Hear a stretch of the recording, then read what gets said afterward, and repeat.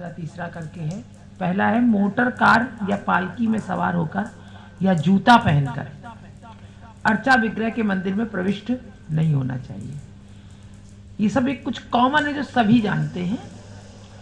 कुछ ऐसे हैं जो लोग अपराध कर बैठते हैं। भगवान की प्रसन्नता के लिए जन्माष्टमी तथा रथ यात्रा जैसे उत्सवों को मनाने से चूकना नहीं चाहिए। भगवान की प्रसन्नता के लिए जन्माष्टमी है, रथ यात्रा है, सब उत्सव मनाने चाहिए। अर्चा विग्रह के समक्ष नतमस्तक होने में आनाकानी नहीं करनी चाहिए। आए हैं पहले तो थोड़ा इधर उधर बातचीत कर रहे हैं या झुककर प्रणाम करने में अपना अहम जा रहा है। भोजन के बाद हाथ तथा पैर धोए बिना भगवान की पूजा हेतु मंदिर में प्रवेश नहीं करना चाहिए। भोजन कर रहे कचर कचर, न कुल्ला किया, न हाथ पैर धोया, पहुंच गए। दूषित अवस्था में मंदिर में प्रवेश नहीं करना चाहिए।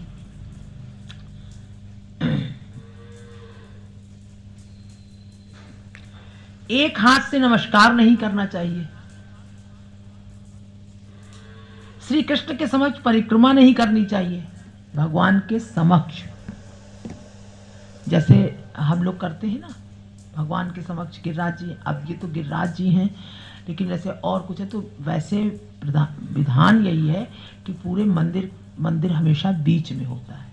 जैसे भगवान का ये मंदिर है तो बीच में होता है, और जो भी परिक्रमा करनी भगवान के आसपास से। देखिए ब्रज में भी कहीं मंदिर बने होते हैं तो भगवान का अर्चा विग्रह बीच में है और परिक्रमा उस भगवान को ले करके कर रहे हैं, यानी कि ऐसे परिक्रमा कर रहे हैं। भगवान के सामने परिक्रमा नहीं करनी चाहिए।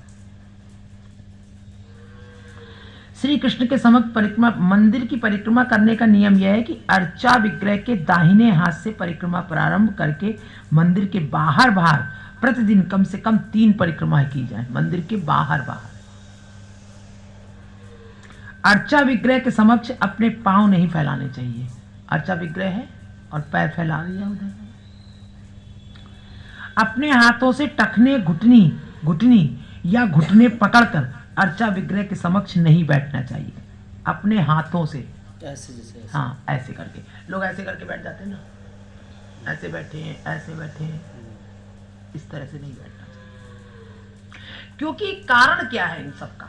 ये जो अवस्थाएं हैं, ये अवस्थाएं ध्यान की नहीं है।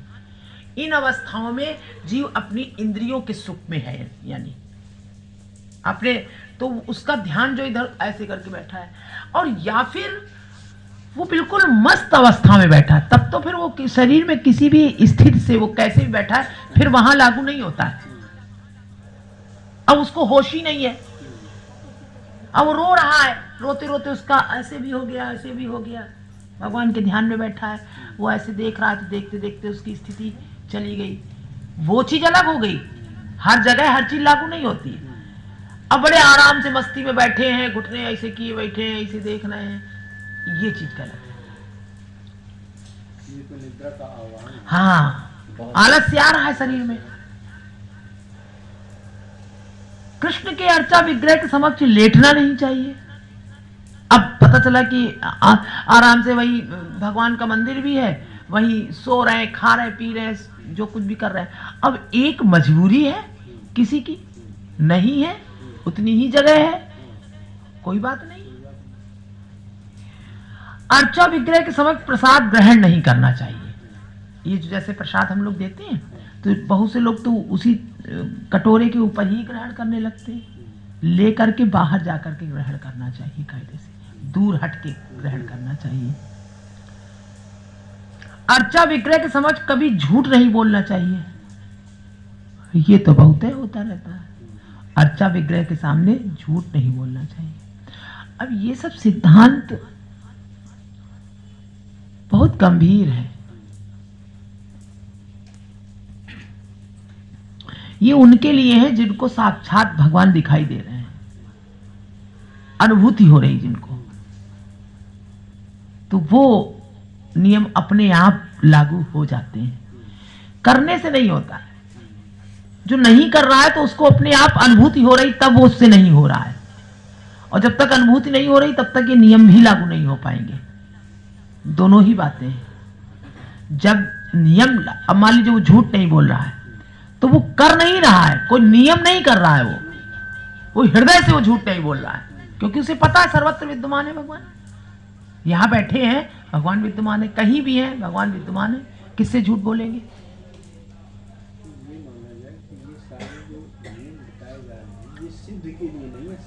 साधक के लिए, सिद्ध के लिए नहीं है। सिद्ध का तो अपने आप होता है। ये जो क्रियाएं की कर, ये क्रियाएं साधक के लिए क्रियाएं, यानी वो अभ्यास करे ऐसा, झूठ नहीं बोले। सिद्ध तो जैसे बैठा, अरे वो लेटा है, सो पड़ा है, रो रहा है, लार बह रही, नाक थूक करेगा तो लेटा नहीं, वहां पे सिद्धांत नहीं आता है।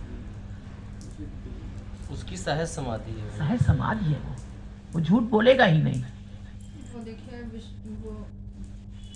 विश्वका खींचा है कौन थे, उसमें शिवलिंग पे पैर रख के सो रहे, तो वहां नियम थोड़ी लागू होते हैं। अब पता चला सत्संग हो रहा है, तभी तुम कहते सत्संग हो रहा है, बच्चे सो रहे हैं। ये चीज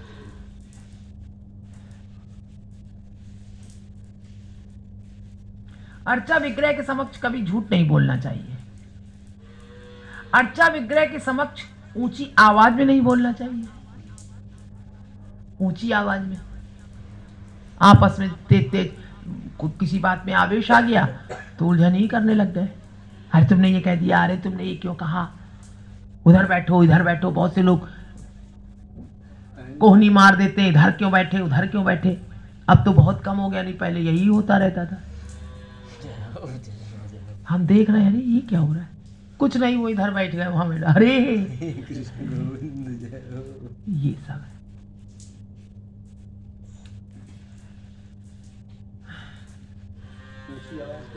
अहंकार और दंभ का प्रदर्शन वही है, ऊंची आवाज तभी होती है भैया। अर्चा विग्रह के समक्ष अन्यों से बातें नहीं करनी चाहिए। अन्यों से, अर्चा विग्रह के सामने बैठे हैं और बातें कर रहे हैं,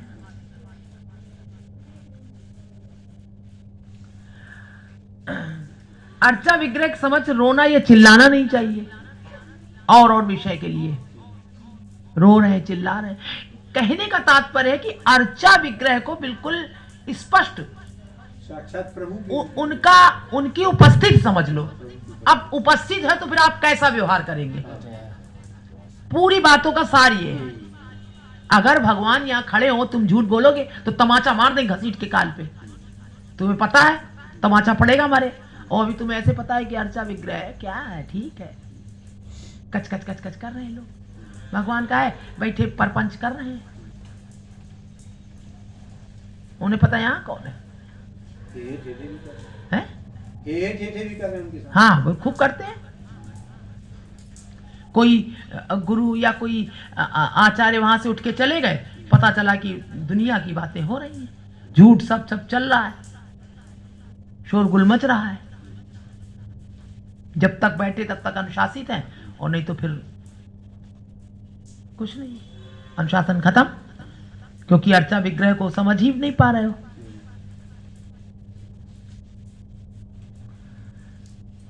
अर्चा विग्रह के समझ लड़ना झगड़ना नहीं चाहिए।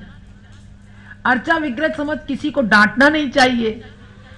अर्चा विग्रह के समझ भिखारियों को भिक्षा नहीं देनी चाहिए, मतलब दाता बन के बहुत। अर्चा विग्रह के समझ अन्यों से बहुत कटु वचन नहीं बोलना चाहिए। अर्चा विग्रह के समझ किसी अन्य की स्तुति या बड़ाई नहीं करनी चाहिए। अर्चा विग्रह के समझ किसी को गाली नहीं बकनी चाहिए। अपने साधनों के अनुसार अर्चा विग्रह की पूजा करने से चूकना नहीं चाहिए। भगवत गीता में कहा गया है कि यदि कोई भक्त भगवान को पत्ती या थोड़ा जल भी अर्पित करे तो वे प्रसन्न हो जाते हैं,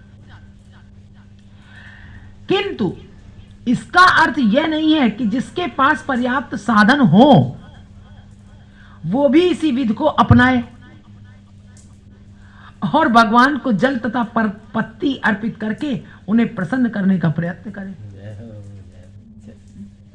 कहते भगवान तो सब तरह से प्रसन्न हो जाते हैं, ठीक है। अपने लिए खूब भोग, भगवान के लिए पत्ती जल, समझौता।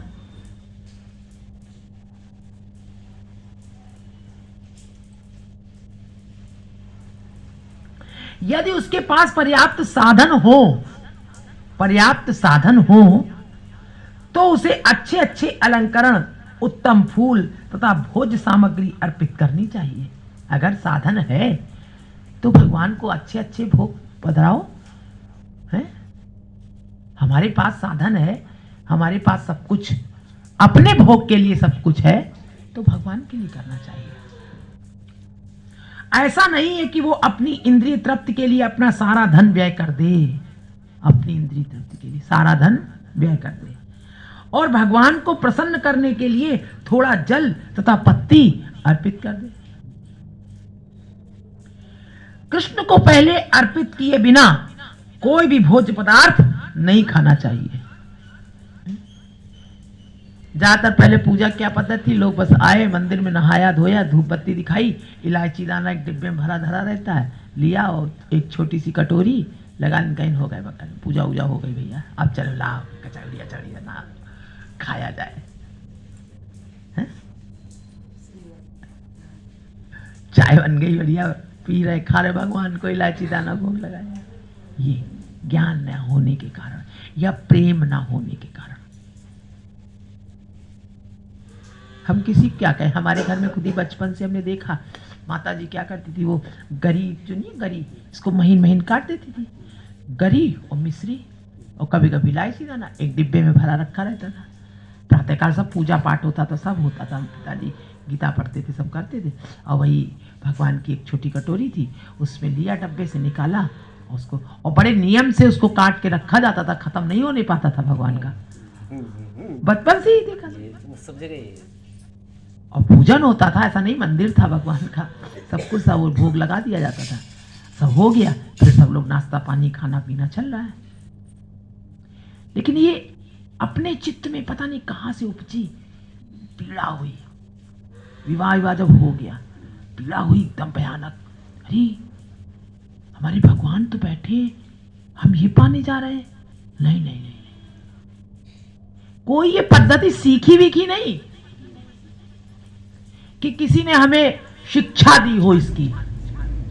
जैसे अब गुरु शिक्षा देता है कि तुम भगवान को पहले, और स्नान कराने के लिए इस तरह स्नान कराओ, ऐसे करो, फिर भोग लगाओ, फिर भगवान को शयन कराओ, सर्दियों में ऊनी वस्त्र पहनाओ, गर्मियों में जल में विहार कराओ, कुछ नहीं। लोग तो गुरु से सीखते हैं ना, अपने आप। श्रीमद् भागवत नित्य पढ़ो, सब कुछ अपने आप। इससे ज्ञात होता है कि कई जन्मों की साधना रहती है, तभी ऐसा होता है, भगवान कराना चाहते वो अपने मन में आ जाता है, इससे पता चलता है। अपने आप भैया सब कुछ प्रकट हुआ, अपने आप इतनी पीड़ा हुई, तो भोजन बना, अरे हमारे भगवान दौड़े लेके थाली, कुछ भी बना हो, नहीं तो त्योहारों पे भोग लगता, त्योहारों पे भोग लगता था। भगवान, ये होता कब है, जब संबंध आपका जुड़ जाता है, संबंध आप, और जुड़ा जुड़ाया है संबंध, लेकिन वो प्रकट हो जाता है हृदय में, प्रकाश फैल जाता है उस संबंध का, ज्ञात हो जाता है कि अरे संबंध है। तब तक तो भूला रहता है जीव, तो एक पद्धति में बंधा रहता है, पूजा पद्धति, जिसको पूजा कहते हैं। लोग कहते हैं ना हम भी बहुत पूजा पाठ करते हैं, तो वो पूजा पाठ है। और एक है भगवान से भाव भक्ति, दिली प्रेम, सहज अवस्था जिसको कहते हैं, वहां कुछ करना नहीं है, अपने आप होता है, वो दिल से होता है। तब वो जो नियम बताए जा रहे हो, झूठ भी नहीं बोलता, कपट भी नहीं, अब कैसे कर लेगा वो, जब वो उनके बगैर खा नहीं रहा है, उनके बगैर पी नहीं रहा है, गले से उतर ही नहीं रहा है कुछ, कहीं किसी से बात ही करने की इच्छा नहीं हो रही है, उनकी ही बात करने की इच्छा हो रही, बात करनी है तो उनकी ही चर्चा करने की इच्छा हो रही है, किसी से भी, किसी से भाई संसार है, अब संसार में किसी से चर्चा तो करेगा ही, तो उन्हीं की चर्चा करेगा, क्योंकि मुख्य उसके लिए वही है। तो ये सारे सिद्धांत जो हैं, ये फिर वो सिद्धांत में आ जाते हैं। तो ये इससे पता चलता है कि ये सिद्धावस्था है। ये यहां वो अभ्यास नहीं कर रहा है इसका। एक शिष्य होता है तो गुरु बताता है, तुमने अरे आज ऐसा कैसे कर लिया, अरे गुरु जी भूल गए, अरे ऐसे बताया गया था, कैसे कैसे करना है, अच्छा भोग लगाना है पहले, अच्छा फिर ये करना है। तो एक ये क्रिया होती है, करते करते फिर उसका अभ्यास हो जाता है, और अभ्यास करते करते भगवान से प्रेम हो जाता है। लेकिन एक होता है जो अपने आप स्वतः करता है, उसको कोई बताता नहीं। अब सर्दी लग रही है, हमने वस्त्र पहने, अरे हमारे भगवान तो ऐसे ही बैठे, पहनाने लगे जल्दी जल्दी, उनको खूब उड़ा बिड़ा के बैठा लो। गर्मी लग रही है, अरे उनको जल में कटोरे में बैठा लो, फर्श पे ऐसे बैठा लो ठंडक में। तो वो कोई सिद्धांत में नहीं, और वही शास्त्रों में सिद्धांत, वो कोई अलग से नहीं करता है, वो है सिद्धांत। उससे वजह से अभी उसने बोला कि वो उससे करा लिए जाते, भगवान उससे करा लेते हैं, मन में आएगा तब वो करा लेते हैं। लेकिन वो शास्त्रों में है, वो भगवान ने विधान बनाया है, वो प्रेम की स्थिति है। वही कह रहे हैं। तो हमने अपने आई देखा, जब हम ये करने लगे, करने क्या लगे, अपने आप होने लगा। भगवान छोटे से उसमें बैठे हुए थे अलमारी में, तो अलमारी को तोड़ करके, अब किराए के मकान में तो तोड़ नहीं सकते थे, तो अलमारी को नीचे भगवान को बैठाल करके बड़ा सा उनका बना दिया। फिर जब अपना मकान बना, और उसी में बड़ी पीड़ा होने लगी, जब अपना बना तो अपने में पहले अलमारी बनवा डाली, फिर उसके बाद उसको तोड़ा दूसरे दिन कि भगवान हमारे कैसे बैठेंगे, हम तो इतने बड़े कमरे में बैठे, भगवान हमारे। फिर पता चला कि ऊपर कमरा भगवान के लिए तुरंत बनना शुरू हो गया, तब वो कमरा बनवाया भगवान के लिए। तो ये स्थिति अपने आप, आपके पास कुछ नहीं है, आपको वो अपना, जैसे अपने बच्चों के लिए जी, और पति के लिए जो अपने शरीर के लिए इतना प्रीति करता है ना, उसको उससे ज्यादा भगवान के लिए प्रीति लगेगी। क्या पाए, क्या इनको सुख दे। यहां वो ये नहीं सोचेगा कि हम ये भजन कर रहे हैं, हम भक्ति कर रहे हैं, हम क्या कर रहे हैं, हम बड़े सर्वोच्च हैं, कि हम बड़े ज्ञानी हैं, कि हम बड़े, ये सब कुछ नहीं उसके दिमाग में आता है। वो तो लगा पड़ा है, बस आनंद में लगा पड़ा है, उसको आनंद आ रहा है, भगवान से संबंध है उसका। ये ऐसी दशा हो जाती है, बेहोशी की स्थिति हो जाती है उसकी। हाँ, स्वतः स्फूर्णा। कृष्ण को पहले अर्पित किए बिना कोई भी भोज्य पदार्थ नहीं खाना चाहिए। अब नहीं खाना चाहिए, और एक अपने आप उसके हृदय में ऐसे ही हो रहा है, खा ही नहीं पा रहा है वो। कभी कभी ऐसा लगता है दीदी, जैसे कि हम कोई काम करते चले आए और फिर हमने पुस्तक में पढ़ा कि अरे, तो फिर लगता बड़ी खुशी होती है, अरे ये तो हम पहले से करते चले आए, यही तो लिखा है इसमें, ये तो हम पहले से करते चले आए। तो एक अंदर से प्रसन्नता भी होती है बहुत, अरे ये तो यही तो हम करते पहले से चले आ रहे, यही तो लिखा है। अच्छा, ये सिद्धांत है। हाँ, अरे ये सिद्धांत है। हाँ, ये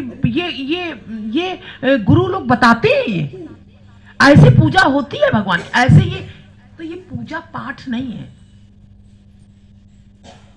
ये प्रेम है भगवान से। इसमें कोई नियम नहीं है, यहां नियम नहीं लागू होता है, नियम से परे है ये सब। कृष्ण को पहले अर्पित किए बिना कोई भी भोज्य पदार्थ नहीं खाना चाहिए। अब जब प्रेम होगा तो आप कैसे खा लेंगे? मां अपने बच्चे को प्रेम करती है, अब उसको कोई चीज दी जाती कहीं भी तो धर लेती पल्लू में, है हमारा बाबू खाएगा, बाबू के बगैर वो खा नहीं सकती है, जाएगा ही नहीं उसके मुंह में। हर समय उसको अपने बाबू की याद आती है। अगर बाहर है और छोड़ के आई है किसी के सहारे, जीप के अंदर जाएगा नहीं उसके। माँ पिता की हम नहीं कह सकते हैं, काम कहीं भी हो, ध्यान बाबू की तरफ रहता है, उसको देंगे जाके। वो हालाहाल भगवान से होता है इसका। इतना वो ये तो सांसारिक है, फिर सोचिए वो तो स्वतः सिद्ध संबंध है, तो कितना तगड़ा होगा। इसलिए भोज पदार्थ नहीं खाना चाहिए। ऋतु के अनुसार कृष्ण को ताजे फल तथा अन्न अर्पित करने से चूकना नहीं चाहिए। ऋतु के अनुसार भोजन बन जाने के बाद जब तक उसे अर्चा विग्रह को अर्पित ना कर दिया जाए तब तक उसे किसी को नहीं देना चाहिए। भगवान को जब तक अर्पित ना कर लो तब तक किसी को मत दो। अर्चा विग्रह की ओर पीठ करके नहीं बैठना चाहिए। गुरु को चुपके से नमस्कार नहीं करना चाहिए, चुपके से, अर्थात नमस्कार करते समय उच्च स्वर से गुरु की स्तुति करनी चाहिए। यानी बैठे हैं गुरु और अब बोलना नहीं चाहते उनसे किसी बात में, अंदर से अनबन हो गई, कहीं अरे गुरु को नमस्कार तो करना ही, धीरे से कर ले नमस्कार, सामने करेंगे तो हमारी अहंकार हमारा गलेगा, अहंकार में हमारे कमी आएगी। जाना नहीं है, वो गुरु समझ रहा है उसके लिए गुरु है नहीं, उसके लिए नहीं है गुरु, क्योंकि गुरु शरीर को देख रहा है। अभी वहां तक पहुंचा नहीं ना, वो अपनी हृदय की बात नहीं कर सकता, दिल की बात नहीं करता। वो सोचता क्या करना है, क्योंकि वो शरीर देख रहा है ना, वो संसार में देख रहा है ये है। और जो वाकई शिष्य होते हैं, अरे वो अपनी एक एक सब कुछ उनका सारी वृत्तियां जुड़ जाती हैं। हाँ, उस बात पे कह रहे हैं कि चुपके से नमस्कार नहीं करना चाहिए। चुपके से नमस्कार करने का अर्थ यही है, भेद, गुरु से भेद, दुराव। बहुत विचित्र स्थिति होती है। उच्च स्वर से गुरु की स्तुति करनी चाहिए। गुरु के समक्ष उनकी कुछ प्रशंसा करना नहीं भूलना चाहिए। गुरु के समक्ष अपनी बड़ाई नहीं करनी चाहिए। अर्चा विग्रह के समक्ष देवताओं का उपहास नहीं करना चाहिए। यह 32 अपराधों की सूची है। इनके अतिरिक्त अपराधों की बहुत बड़ी संख्या है, जिनका उल्लेख 12 पुराण में हुआ है। वे इस प्रकार हैं। 32 अपराधों की बहुत बड़ी संख्या है। अंधेरे कमरे में अर्चा विग्रह को नहीं छूना चाहिए। अर्चा विग्रह के पूजन के विधि विधानों का कड़ाई से पालन करना चाहिए। कुछ ना कुछ ध्वनि किए बिना देव मंदिर में प्रवेश नहीं करना चाहिए।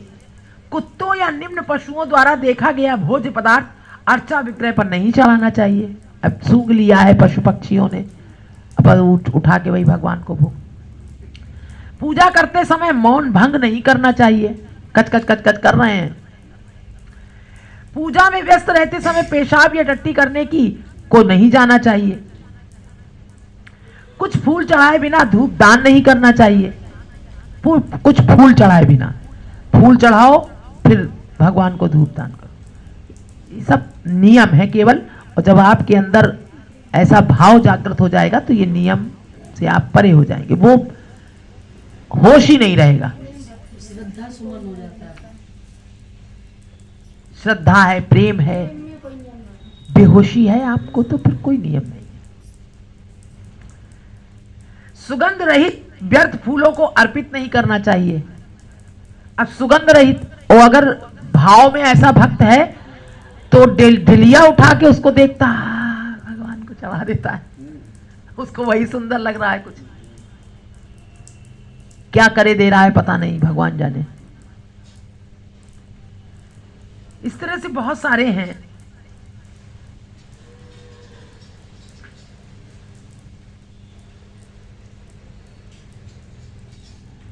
अर्चा विग्रह के साथ विरोधी शास्त्र का सूत्रपात नहीं करना चाहिए। भगवान की विशेषता बताने वाले शास्त्र के प्रति अनादर नहीं करना चाहिए। पूरी तरह स्नान किए बिना अर्चा विग्रह का नहीं, बहुत सारी बातें हैं। हाथ तथा पांव धोए बिना मंदिर में प्रवेश नहीं करना चाहिए। अन्य नियम इस प्रकार है। अवैष्णव द्वारा पकाया गया भोजन, अवैष्णव द्वारा पकाया गया भोजन अर्पित नहीं करना चाहिए। भक्तों के समक्ष अर्चा विग्रह की पूजा नहीं करनी चाहिए। पहले गणपत देव की पूजा करनी चाहिए, क्योंकि वे भक्ति के मार्ग के सारे अवरोधों को दूर भगाने वाले हैं। भगवान नरसिंह देव के चरण कमलों की पूजा करते हैं। इस तरह वे समस्त बाधाओं को दूर करने में भक्तों के लिए कल्याणकारी बन चुके हैं। इसलिए सारे भक्तों को गणपत की पूजा करनी चाहिए। नाखूनों या उंगलियों से स्पर्श किए हुए जल से अर्चा विग्रहों को स्नान नहीं कराना चाहिए। जब भक्त को पसीना आ रहा हो तो उसे अर्चा विग्रह की पूजा नहीं करनी चाहिए। इसी तरह अन्य अनेक निषेध वर्जनाएं हैं। उदाहरणार्थ, ना तो अर्चा विग्रह पर चढ़ाए गए फूलों के ऊपर से कूदें, न ऊपर पांव रखें, न ही ईश्वर के नाम से कोई प्रतिज्ञा करें। ये विविध प्रकार के अपराध भक्ति साधना के विषय में हैं और मनुष्य को चाहिए कि इनसे बचने के लिए सचेत रहे।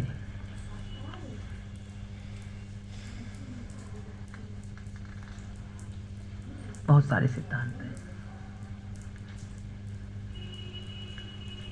श्रद्धा रहित हरे कृष्ण कीर्तन को वेदों में वर्णित शुभ अनुष्ठानों में से एक कर्मकांड मानना, यह अपराध है। श्रद्धा रहित व्यक्ति को पवित्र नाम की महिमा का उपदेश देना, भगवान नाम कीर्तन में कोई भी व्यक्ति भाग ले सकता है, किंतु प्रारंभ में भगवान की दिव्य शक्ति का उपदेश नहीं दिया जाना चाहिए। कोई प्रारंभ में आया, उसको गूढ़ बातें बताने लगे आप, तो उसकी समझ में नहीं आएगा प्रारंभ में। और श्रद्धा रहित व्यक्ति, जो लोग पापी हैं, वे भगवान की दिव्य महिमाओं का मूल्य नहीं समझ सकते, अतः उन्हें इस विषय में उपदेश न देना ही श्रेयस्कर होगा। इस विषय में अनेक उपदेशों को समझ लेने के बाद भी पवित्र नाम कीर्तन में पूर्ण श्रद्धा न रखकर भौतिक आसक्ति बनाए रखना। हर व्यक्ति को जो अपने इस विषय में अनेक उपदेशों को समझ लेने के बाद भी पवित्र नाम कीर्तन में पूर्ण श्रद्धा न रखकर भौतिक आसक्ति बनाए रखना। इतना सब कुछ सुनने के बाद भी भौतिक आसक्ति, जाने कितने लोग हैं भौतिक आसक्ति लगी रहती है और भगवान की ऊंची ऊंची चर्चाएं सुना करते। अधिकतर तो यही है।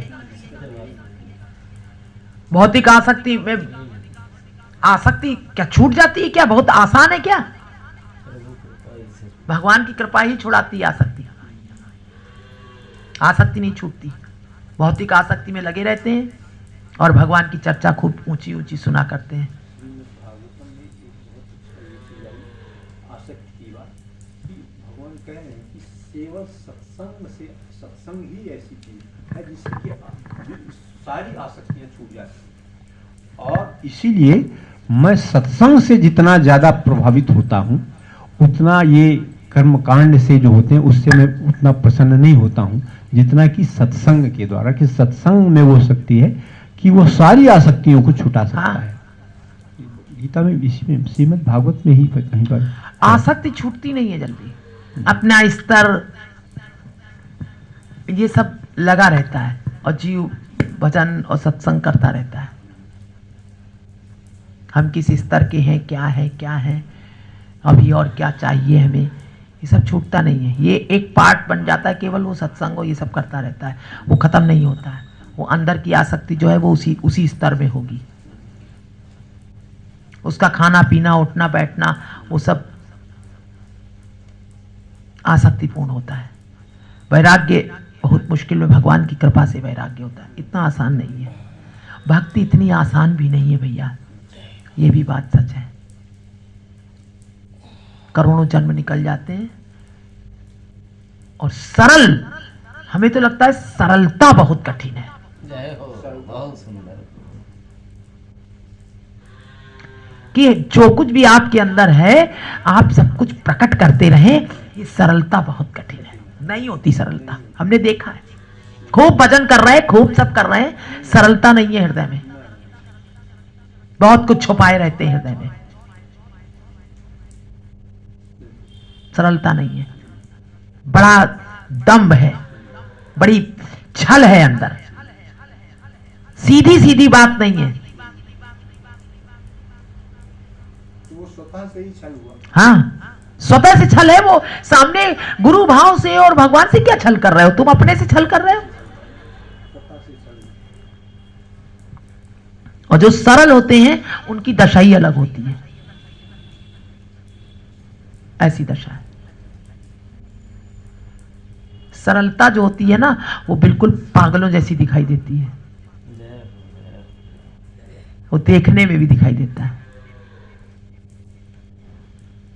वो जो अहम होता है ना अपना, वो बड़ा बड़ा सोच सोच के बोलता है। जो अहम होता है ना जिसके अंदर, वो कभी कभी बहुत सशक्त रहता है, वो जानता है कुछ बोलेंगे पता नहीं हम क्या बोले क्या ना बोले, बड़ा सोच विचार कर बोलता, मौन रहता है ज्यादातर। उसको पता है हम अहम है, अंदर छल कपट बहुत भरा रहता है जीव के अंदर। बहुत से लोगों को देखो, हम इसलिए नहीं ज्यादा बोलते हैं कि क्या क्या बोले, क्या कहें हम। आपको तो सब पता है, आपको तो सब पता है, इसलिए हम कुछ नहीं बताते हैं आपसे। ये छल है, ये अपने चित्त की जो अंदर की जो भाव है या अपनी जो स्थितियां हैं उनको बयां नहीं करना। यानी हम अब अंदर तो लग रहा है क्या इनको बताना है, और अगर उसने पूछ दिया तो क्या आपको तो सब पता है, हम क्या बताएं। हिम्मत नहीं होती अपनी गलतियां बताने की हाँ, किसी को। हम क्या बताएं आपको, आपको तो सब मालूम है, हम जानते हैं। और फिर हम सोचते हैं आपको ये सब बताने से क्या मतलब है, क्या फायदा है, इसलिए हम कुछ बताते नहीं है, कुछ बोलते नहीं है ज्यादा।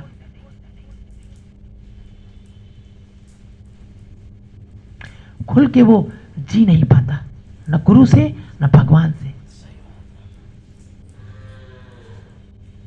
बड़ा कटु होता है, क्लिष्ट होता है, इसलिए सरलता होना। और जो सरल होता है ना, अरे उसकी तो पूछे नहीं आप, पागलों सा दिखाई देता है, उसकी स्थिति ऐसी होती है। ज्यादा हमने इस जगत में देखा है भैया,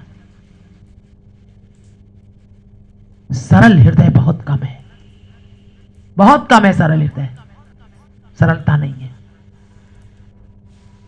सरल होना बहुत कठिन है। बहुत कठिन है बेटा, सरल होना बहुत कठिन है। सरल होना बहुत कठिन। भगवान ने गीता में जैसे कहा है कि वासुदेवा सर्वं, क्योंकि सरल होने में उसको विनम्र होना पड़ता है ना, उसको सामने वाले से झुकना ही पड़ता है, उसको सब कुछ अपने, सरलता तो इसीलिए है ही है। अस्तित्व ही नहीं रहता। अस्तित्व नहीं रहता अपना, और अपना अस्तित्व बनाना चाहता है जीव।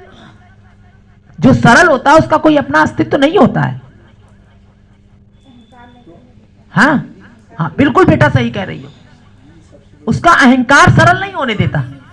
हाँ, अहंकार जब हट जाएगा तभी भगवान सरल हो जाता है। ये बताइए हमारी इस समय की जो शिक्षा पद्धति है वो तो पर्सनालिटी डेवलपमेंट पर आफत किए बढ़ डाली, अपने व्यक्तित्व का विकास कहती है, अपने व्यक्तित्व का हाँ। विकास करती है। और अध्यात्म कहता है आपका व्यक्तित्व जीरो होना चाहिए।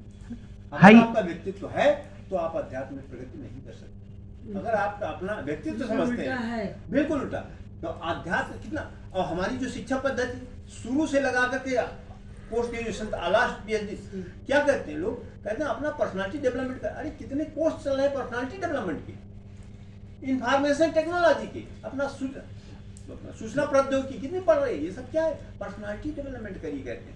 अगर आपकी पर्सनालिटी डेवलप नहीं है तो आपको किसी नौकरी में नहीं लिया जाना है। समस्या ये है ना।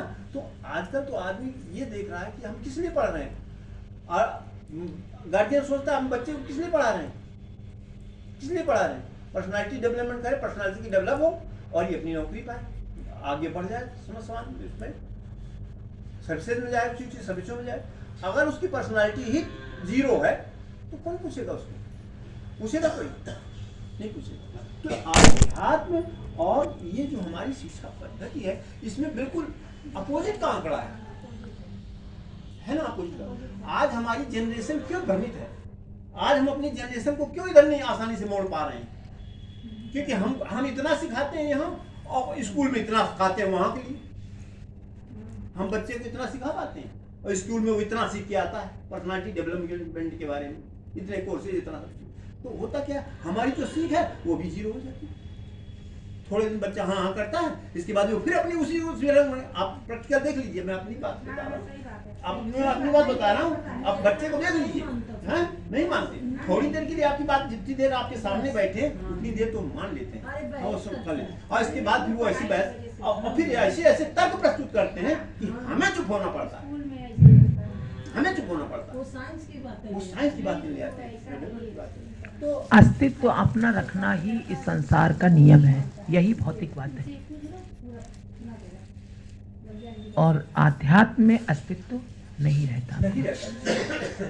अगर आपका अस्तित्व है तो आप देख लीजिए, इतने इतने ऐसे जो भक्त हैं, सरल हृदय जो भक्त हैं, उनको कोई जो मर्जी में आ रही, जो अपने हृदय में सब बता रहे हैं, आप बात कर रहे हैं, लौट रहे हैं, जमीन में लौट रहे हैं, कोई पढ़ रहा है, हर एक से सरल है। इससे ज्यादा सरल और क्या हो सकता है कि कोई आदमी नहा के आया, कोई उसके ऊपर थूक दे, और फिर नहाने जब फिर कुछ मगर कुछ कहे, फिर नहा के आता, फिर उसको थूक दे। बताइए, सरलता की पराकाष्ठा है नहीं। सही बात है ना। बहुत बड़ी परीक्षा सही। एक दृष्टांत जी ने सुनाया था। हाँ जी, बिल्कुल सही कह रहे हैं। याद होगा, कोई संत थे, वो बार बार जाते थे नहाने, हम्म। और वो थूक देता था, वो लोग थूक देते थे। सत्य। और जितने 100 बार थूका, 100 बार नहा गया। आखिरकार में फिर वो उनको पलटे ऐसी थे। भगवान से प्रेरणा मिली हम्म। कि फिर चरणों में लुटना पड़ा। लौटना पड़ा, सत्य बात है। उन्होंने कहा अच्छा किया आपने मुझे जो 100 बार हमें गंगा- 100 बार गंगा जी नहलवा दी। सही बात है। कह लगे आपके ऊपर इतना हमने थूका और आपको क्रोध नहीं आया। अरे कह लगे आप ये क्या कर रहे हैं, उनके चरणों पे गिर गया वो यमन। कह लगे अरे चरणों पे ना गिरिए, आप तो धन्य हैं जो आपने हमको 100 बार गंगा नहलवा दी, वो आप हमारे चरणों पे गिर रहे हैं। सही बात है। कह लगे देखो, सरल नहीं हो पाता जी, सरलता बहुत मुश्किल है। हमने देखा है अगर 100 व्यक्ति हैं, 100 में कहीं कोई एक व्यक्ति हमें सरल दिखता है, 100 में एक दो सरल। ये भी सही कह रही है। सही सही कह रहे हैं, सही कह रहे हैं। हजारों में बहुत मुश्किल है, हाँ, ये बहुत बहुत कठिन। बहुत मुश्किल है, सुदुर्लभ। सरल नहीं मिलते। सरलता नहीं है कि आप सब अपने अंदर जो आपके अंदर है वो सब लुटा दें, क्योंकि आप कुछ है ही नहीं। ये जो आप दिखाई दे रहे हैं ये तो बिल्कुल हवा हवा है, ये बुलबुला है। ये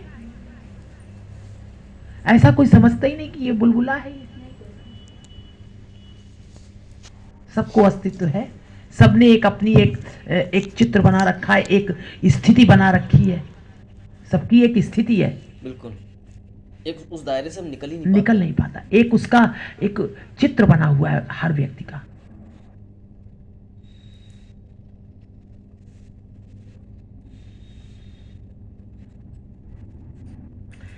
कह रहे हैं कि भगवान या उनके भक्तों की निंदा सहन नहीं की जानी चाहिए। इस प्रसंग में श्रीमद् भागवत में शुकदेव गोस्वामी परीक्षित महाराज से कहते हैं, हे राजन, यदि कोई व्यक्ति भगवान तथा उनके भक्तों के विरुद्ध निंदापरक विज्ञापन सुनकर उस स्थान को त्याग कर चला नहीं जाता तो उसके सारे पुण्य कर्मों के प्रभाव जाते रहते हैं।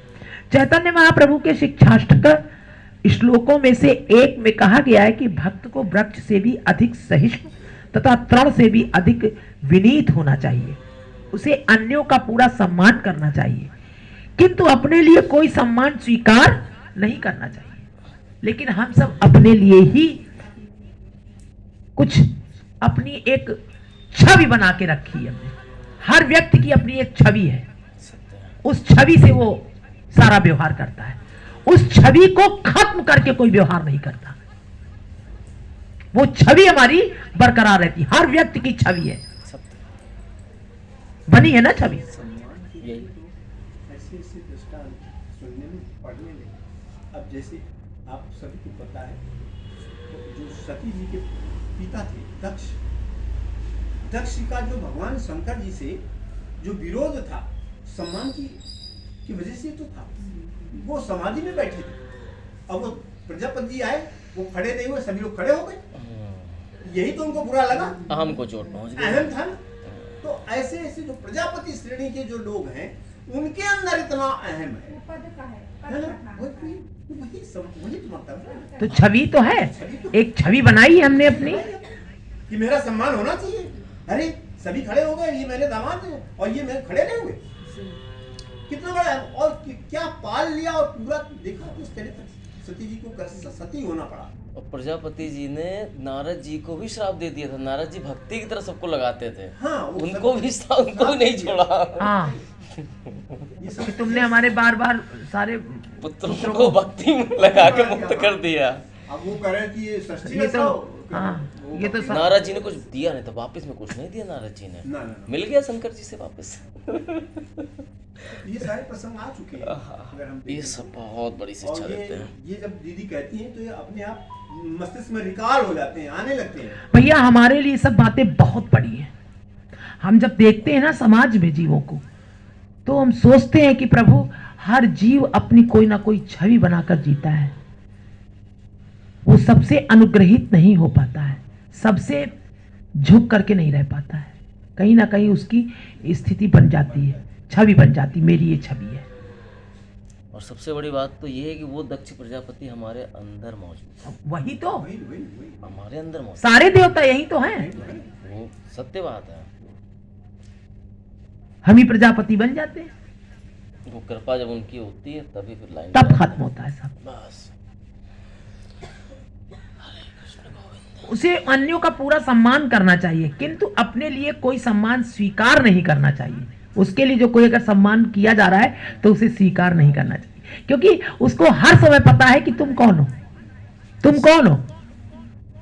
परीक्षा हर घड़ी ली जाती है। हर क्षण परीक्षा चलती है। हम ये सारी चीजें गुरुदेव आप माफ करें, आप ये सब चीजें देखते नहीं हैं। भैया, हम कुछ सब नहीं। चीज देते हैं। आप सबको याद होगा, हम सब लोगों को वो एक मंदिर ले गई थी यहाँ पर कानपुर में ही, राधा कृष्ण का मंदिर था। कहाँ था वो? जहाँ पर दीदी को बुलाकर के वो लोग चादर दे रहे थे। दीदी मना कर, दीदी बहुत मना किया। शीशम में कहाँ गए थे? द्वारकाधीश मंदिर याद है ना? द्वारकाधीश मंदिर। हाँ, हम लोग बाहर, हम और ये समेत भैया देख रहे थे बाहर से, यही चर्चा कर रहे थे कि दीदी को इतना कष्ट हो रहा है, ये हो रहा होगा इनके मस्तिष्क में, और ये उसको स्वीकार नहीं करेंगे। और वही हम लोगों ने देखा भी, सभी स्वीकार नहीं। बहुत सुंदर रास्ता। और फिर जब उन्होंने सबको दिया, हमारे जितने लोग थे सबको फिर बनाया, तब जो है तो ये सारी चीजें, ये सम्मान चाहते नहीं। तो ये जो आप दीदी बता रहे हैं, ये हम लोग आपने प्रत्यक्ष देखते नहीं हैं और भैया, वो ये तो करते हैं। आप लोगों आते का इस बात प्रेम को है, नहीं मानते। लेकिन हम लोग अनुभव ऐसा करते हैं। हम तो किसी लायक नहीं। तो हम अपने को क्या कहें, हम तो अपने को अस्तित्व है ही नहीं। खैर ये तो पिंड है, लेकिन ये सच है कि हृदय में इस बात का दर्शन होता है कि प्रभु यही भगवान को, हमें लगता है यही केवल जो कहते हैं भगवान उसका सब छीन लेते हैं, छीनते नहीं है। उसके पास है ही नहीं कुछ, तो छीनेंगे क्या? वो तो हमने अपना बना रखा, इसलिए हम कहते हैं छीन लिया। एक आनंदपुरी में एक हुआ था अभी प्रोग्राम, दीदी भी गई थी, हम लोग सभी लोग गए। तो वहाँ एक महिला साध्वी प्रवचन कर रही थी। तो वहाँ के लोगों ने देखा कि दीदी जाएंगी, तो इनको जबरदस्ती, हम लोग पास बैठ गए थे, हम लोग जा बैठे थे, वहीं बैठ उनको बहुत उठाने का प्रयास किया। हम जानते थे कि दीदी नहीं जाएंगे और नहीं ही गई दीदी। और कोई होता अब, हाँ, वहाँ सम्मान के लिए, सम्मान की कोई चाहत ही नहीं है। वो नहीं चाहती कि कोई हमें देखे, हमारी कोई प्रशंसा करे। वहां नहीं गई, जबकि उन लोगों ने बहुत प्रयास किया कि वहां उसके स्टेज के बगल में बैठे उन्हीं जो साथी थी, उन्हीं के बगल में बैठाना चाहते थे, लेकिन वो नहीं गई। ये सारी चीजें हम लोग अनुभव करते हैं, देखते हैं, ऐसा नहीं दीदी, हम सारी चीजें अनुभव करते हैं। लायक ही नहीं, लायक है ही, जब है ही नहीं, अस्तित्व ही नहीं, तो लायक और नालायक की बात ही खत्म। अस्तित्व ही नहीं है भैया, कोई अस्तित्व नहीं है अपना। जो कुछ है तो बस एक ही है। नहीं, हमारे मस्तिष्क में था कि अगर दीदी जाएंगी तो इनसे अच्छा प्रवचन करेंगे और ज्यादा प्रभावी हो। वो जो प्रवचन कर रही थी उससे ज्यादा प्रभावी होता तो जाती नहीं ना। वो हम ऐसा अनुभव कर रहे थे, आग्रह हो गई, पहले तो जाएंगी नहीं, अगर गई तो बहुत अच्छा, ये इस समाज को बहुत कुछ मिल जाएगा। अगर गई तो पहली बात तो जाएंगी नहीं, और नहीं ही गई। ये उन लोगों का भाग्य होता है अगर दीदी जाती तो ये तो आप लोग भैया ये कानों में जो शब्द पढ़ रहे हैं प्रभु, बहुत अच्छा होगा इस सारी लेकिन समाज। भैया आप ये भी जो तो- बोल रही है, भैया, ये तो व्यावसायिक बोल ये रही भी है। तो देखिए, दीदी किसी को हटाकर थोड़ी ना, ये स्वभाव से भक्त का थोड़ी ना है। ये तो आप तो कर नहीं सकती, कर नहीं सकती। तो दीदी ये कर ही नहीं सकती है। आप लोगों का एक यहाँ पर हुआ था जहाँ हम लोग गए थे यहाँ भागवत हो रही थी, जरौली फेस उधर होता है एक साध्वी महिला, हाँ मैंने देखा फोटो लगवा रहे थे दीदी। फोटो की बात नहीं थी, फोटो की बात नहीं थी, वो एक मंच बना हुआ था और वहां पर साधु लोग बैठे हुए थे मंच के ऊपर, और एक साध्वी आई तो उन्होंने क्या किया, अब दीदी हम लोग बैठे थे वहीं बैठ गई थी दीदी, और वो एक साध्वी आई तो उन्होंने क्या किया, उस मंच पे भी नहीं बैठी जिसमें साधु लोग बैठे थे, ऊंचा मंच था वो, अलग से उनको कुर्सी लाई गई, रामकृष्ण हरि गोविंद, वो उसमें तब विराजमान हुई, वो संतों में कि वो संतों के ऊपर एक कुर्सी और अरे ये जो यहाँ पे हुआ था, अच्छा अब वो हमें देख करके पसीना तो निकल रहा करो, दिमाग में चला जाए कि देखो हमारी दीदी जो है इनकी देखो दीदी तो वहाँ संतों के पास भी नहीं जाके बैठी, हमारे पास में बैठी नहीं, लेकिन एक और साध्वी हैं वो संतों के बीच में भी नहीं बैठी, उनके लिए अलग कुर्सी और आई उसमें बैठी।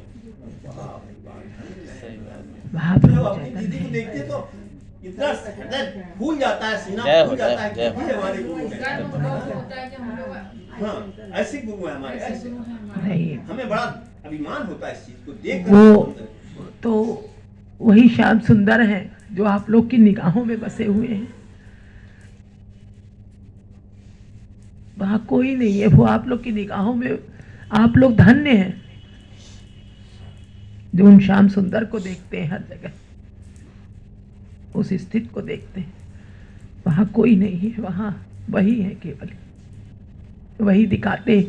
आप लोग पर बहुत कृपालु हैं गोविंद, जो आप लोगों को ऐसा उन्होंने मार्ग दिया है, आप लोग धन्य हैं, आप लोग के चरणों में प्रणाम करते हैं, आप सब बहुत बहुत बहुत जन्मों के उनके प्रिय हैं, जो भगवान ने हमारा अंग संग आप लोगों से कराया और हमारे जीवन को सफल बनाया। ये भगवान ने हमारे ऊपर बड़ी कृपा की इस जगत में, जो ऐसे जीवात्माओं से भगवान ने हमें संग दिया, हमारा जीवन बन गया आप सबके संग। महाप्रभु चैतन्य यही कह रहे हैं कि इतना विनीत तथा उदार भक्त होते हुए भी कह रहे किंतु अपने लिए कोई सम्मान स्वीकार नहीं करना चाहिए। इतना विनीत तथा उदार भक्त होते हुए भी जब चैतन्य महाप्रभु को श्री नित्यानंद के शरीर पर लगे घावों की सूचना दी गई तो वे तुरंत उस स्थान तक दौड़े गए और उन्होंने जगाई तथा मधाई नामक अपराधियों को मार डालना चाहा। चैतन्य महाप्रभु का यह आचरण अत्यंत महत्वपूर्ण है। यह दिखलाता है कि वैष्णव अत्यंत सहिष्णु तथा विनीत हो सकता है और अपने आत्मसम्मान के लिए सर्वस्व त्याग सकता है, किंतु जब कृष्ण या उनके भक्त की प्रतिष्ठा का प्रश्न आता है, किसी भक्त को अगर सताया जाता है तो वह किसी प्रकार का अपमान सहन नहीं करेगा। किसी भक्त का कोई अपमान कर रहा है तो वहां पर वो अवश्य बोलेगा, ये किसी भक्त का अपमान। जगाई और मधाई ने नित्यानंद जी को फेंक के मार दिया था और वो महाप्रभु चैतन्य के कहने से गए थे वो प्रचार करने, तो क्या महाप्रभु चैतन्य ऐसे बैठते देखते रहते, उनके खून बह रहा था। तब महाप्रभु चैतन्य दौड़ करके गए, बोले मार डालो इनको, चक्र मंगा लिया उन्होंने जगाई मधाई के लिए। तब नित्यानंद जी क्या कह रहे हैं, अरे प्रभु इनको क्षमा करें। ये है पराकाष्ठा। ऐसे अपमानों से निपटने के 3 तरीके हैं। यदि कोई शब्दों द्वारा यानी वाणी से निंदा करते सुना जाता है तो भक्त को इतना पटु होना चाहिए कि तर्क द्वारा विपक्षी को हरा दे, वाणी के द्वारा कर।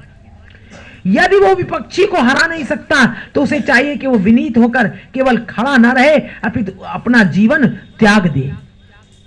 किसी भक्त का किसी का अपमान भगवान का हो रहा हो तो अपना जीवन त्याग दे, यानी मर जाए। बहुत से लोग खड़े खड़े निंदा हो रही है किसी की, सुन रहे हैं, या बहुत सी ऐसी भी स्थिति होती कि मौन रह जाता है जीव। कहीं जैसे किसी से देखा जाता है कि वो बोलेगा नहीं, उसे पता है कि ये सत्य है ये असत्य है, लेकिन वो मौन, हम तो कुछ बोले ही नहीं, वहां पे चुप रहे। ये चुप रहना भी तुम्हारा ये घातक है, ये तो बहुत बड़ा घातक है। वो समझता है हम बहुत बच गए, बोले ही नहीं। चुप रहे हम तो, हो रहा है तो होने दो, किसी कोई सता रहा है तो सताने दो। कह रहे या तो वहां से चला जाए, और अगर है वहां हरा दे। यदि वो विपक्षी को हरा नहीं सकता तो उसे चाहिए कि वो विनीत होकर केवल खड़ा ना रहे, अभी तो अपना जीवन त्याग दे। यदि वो इन दोनों विधियों को काम में नहीं ला सकता है तो उसे चाहिए कि वो तीसरा तरीका अपनाए और वो उस स्थान को त्याग कर वहां से चला जाए। सामर्थ्य नहीं है तो छोड़ दे, वहां से उनका साथी छोड़ दे और चला जाए वहां से। यदि वो ऊपर तीनों विधियों में से कोई विधि नहीं अपनाता तो भक्ति के पद से नीचे गिर जाता है।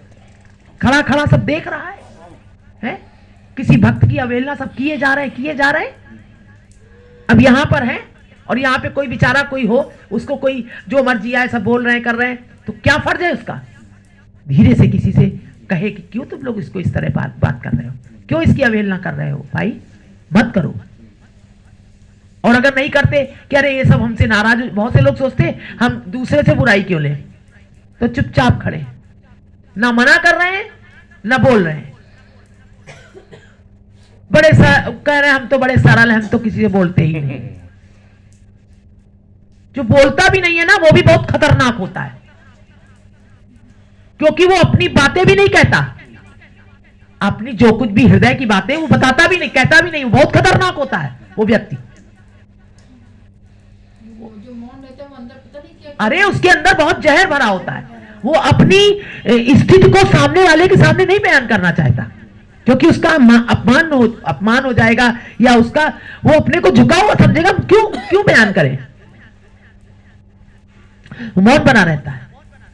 तो कह रहे हैं कि अगर ऐसी स्थिति है और नहीं कह पा रहे हो, तुम्हारी कोई सुनने वाला नहीं है, तो वहां से चले जाओ। सामर्थ्य भी नहीं है तो चले जाओ, वहां से हट जाओ उस स्थिति से।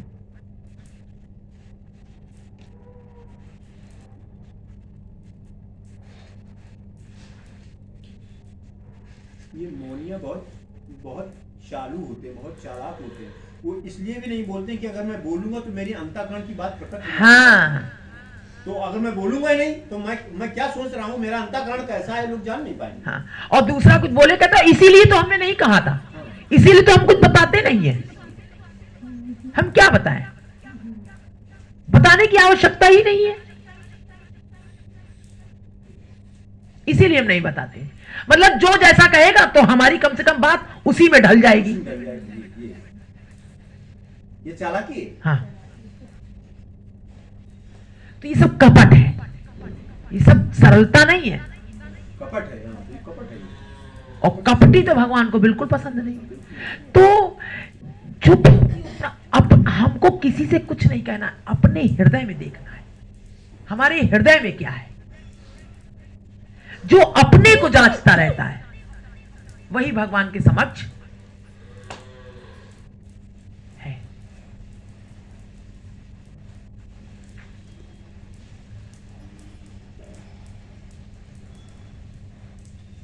बोलो गोविंद भगवान की। आज यही विराम लेते हैं, समय हो रहा है काफी। सबसे पूछा कि ये गोस्वामी जी ने किस चीज को कपट कहा है?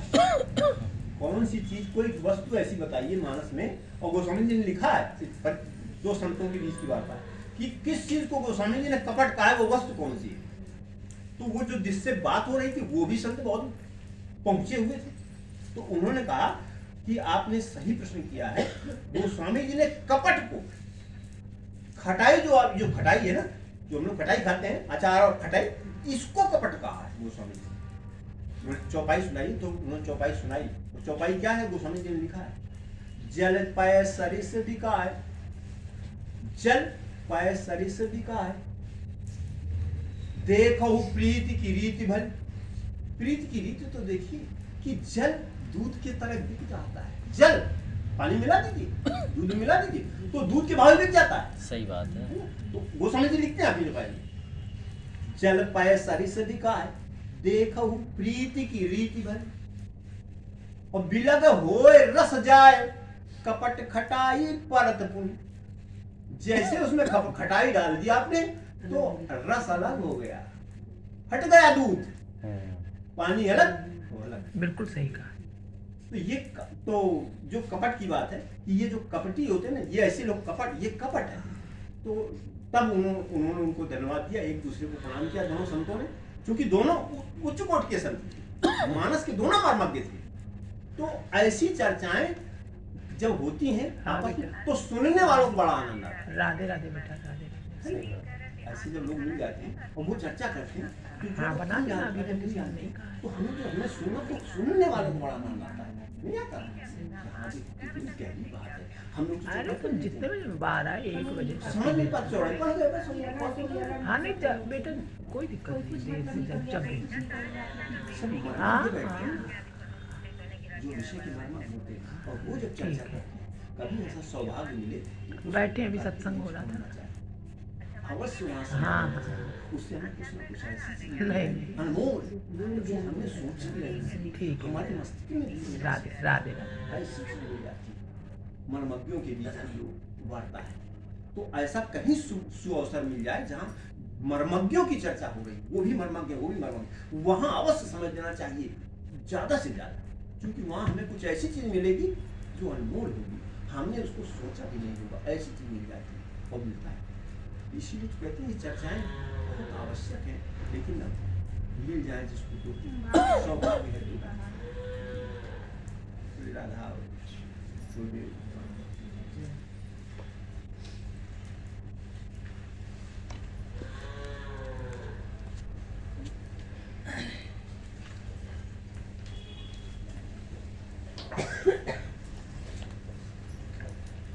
बोलो श्री वृंदावन बिहारी लाल की।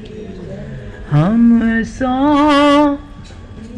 इन साधुन सो पंगति, हम सो इन साधुन सो पंगति, इनको नाम लेते दुख छूटत, इनको नाम लेते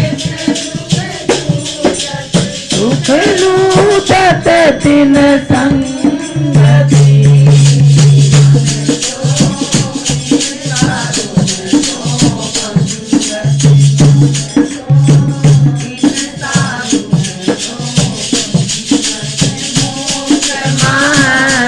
काम रते गणपति, अज महेश नारायण, हरे मधुर मुनि पार्थी पशु, हरि भक्त परायण, धार्मिक नारद अगस्त्य, व्यास वेद कुलहीना, सदरी कपट विदुर विदुरानी, प्रेम प्रवीणा, गोपी गोप गोपति कुंती, आदि पांडवा ऊधो,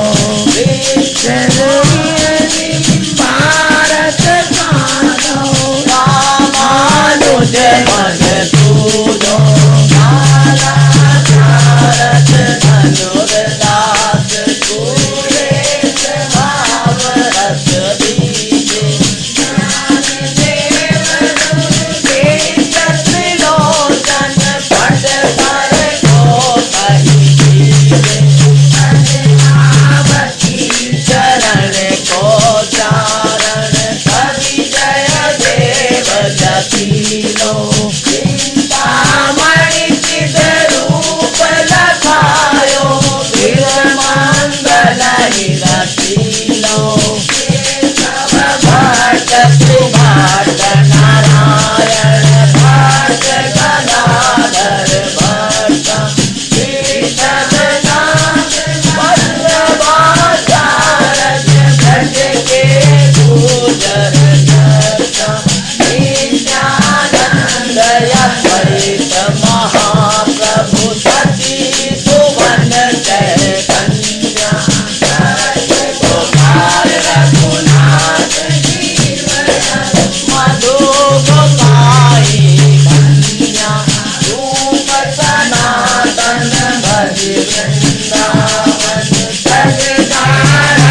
सुख संपत्ति व्यास दास हरिवंश गोसाई दिन दुलराई स्वामी हरिदास हमारे विपुल बिहारी दासी नागर नवल माधुरी वल्लभ गीत बिहार उपासी तान से नरक पर कर बैठी मीरा कर भाई रत्नावती मीर माधव रस खान रे तरस गाई अग्रदास नारायण सती कबरे राम सीता सूर मदन मोहन नरसिंह माधव दास गोसाई तुलसी कृष्ण दास परमानंद विष्णुपुरी श्रीधर मधुसूदन दीपा गुरु रामानंद अली भगवान मुरारी रसिक श्यामानंद रामदास श्रीधर किस कंचन सौधन भक्त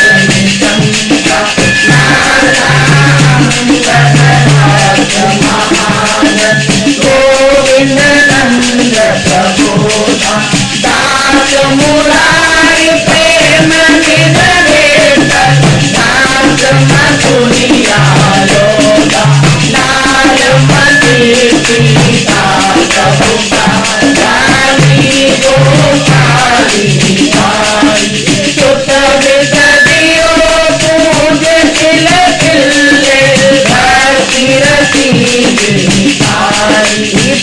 पृथ्वीराज के माल चतुर्भुज राम रस करत राधा हाथ करण से मल मधुकरण हरिदास चंदासा सेना भला कबीरा नामा पूगा सदन कथाई मुखी दास सभा में कहीं न श्याम हटाई तीर्थ के सुखलाभ बलि जय बाजे राम जामवंत हनुमंत वेद गुराए राम देवानंद सीत प्रतीत प्रसाद साधु तो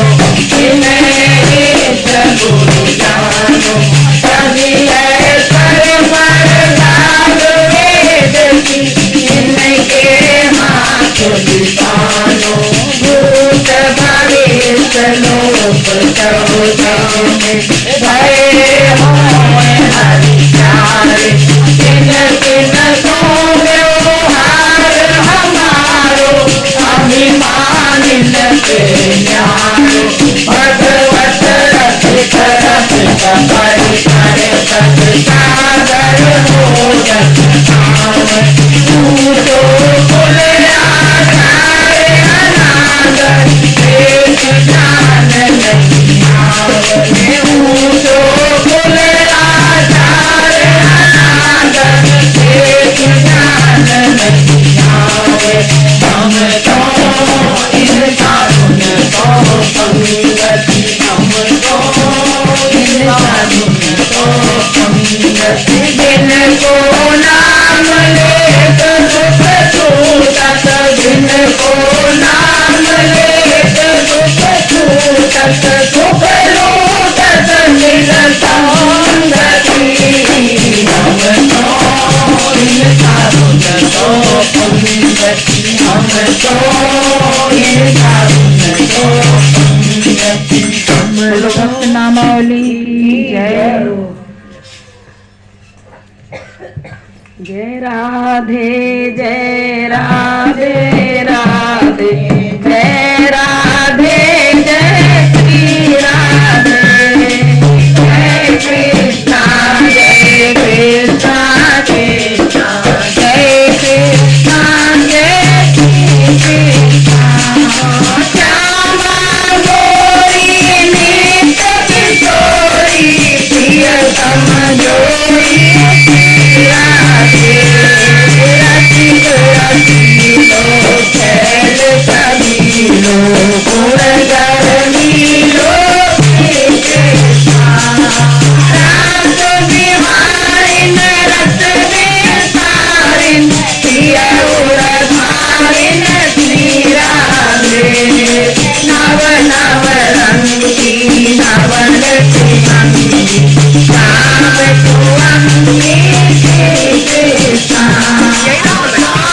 पिया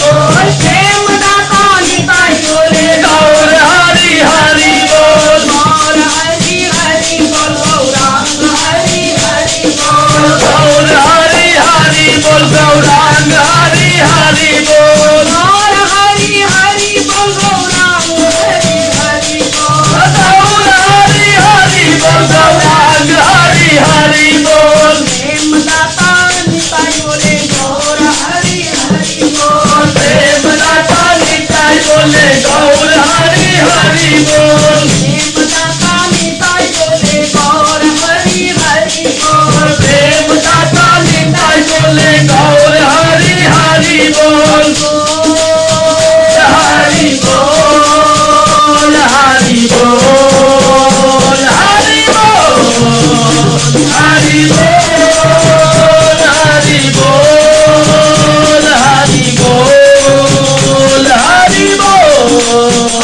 बोल हरि बोल हरि बोल हरि बोल हरि बोल हरि बोल हरि बोल हरि बोल हरि बोल राम हरि हरि बोल राम हरि हरि बोल विष्णु प्रिया हरि बोल राम हरि हरि बोल सती नंदन हरि बोल राम हरि हरि बोल प्रेम दाता निताई बोल प्रेम दाता हरि बोल हरि बोल हरि बोल हरि बोल हरि बोल हरि बोल हरि बोल हरि बोल हरि बोल हरि बोल हरि बोल हरि बोल हरि बोल हरि बोल राम हरि हरि बोल राम हरि हरि बोल हरि बोल हरि बोल हरि बोल हरि बोल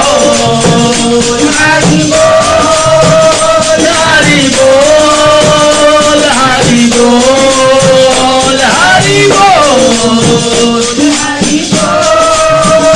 हरि बोल हरि बोल हरि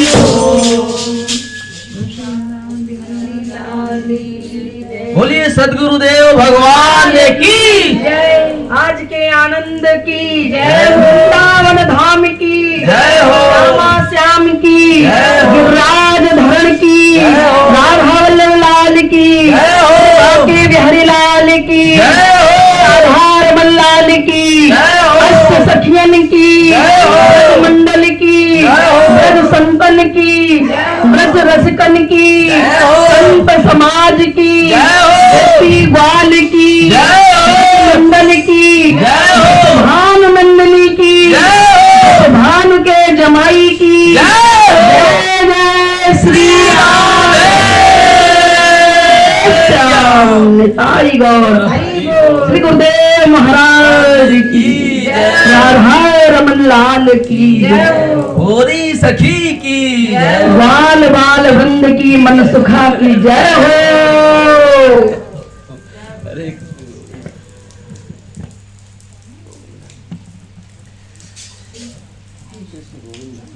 भगवान जी बहुत प्रसन्न है, बाहर बरस रहे हैं तेजी से। बस आने वाली की जय हो, जय हो, लगातार बरस रही है, जय हो।